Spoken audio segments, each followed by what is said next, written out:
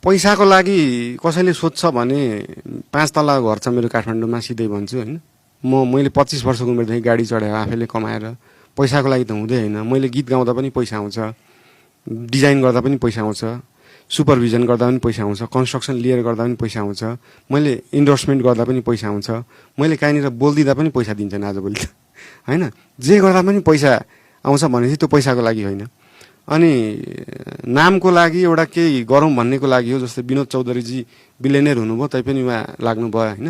उहाँलाई चाहिँ अब यो समाजको लागि के गर, अब अलरेडी नामको लागि त अलरेडी म्युजिक गरिरहेको छु, मान्छेले गीत सुनिरहेकै छन् हैन। सबैले चाहिने जति, सबैभन्दा चाहिने जतिले चिन्नु भएकै छ, त्यो नामको लागि पनि होइन।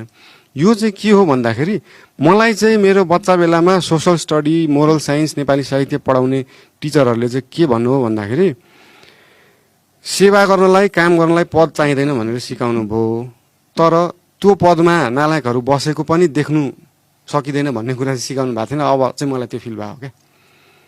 ठिक छ, चाहिँदैन, पोस्ट चाहिँदैन काम गर्नलाई, अहिलेसम्म त मैले काम गरि नै रहेको छु। तर त्यो पोस्टमा नालायक मान्छे बसेको त म देख्न सक्दिनँ नि त। त्यो पनि त एउटा पाप हो नि त। त्यो देखि पनि आफू चुप लाएर बस्नु त गल्ती हो नि त।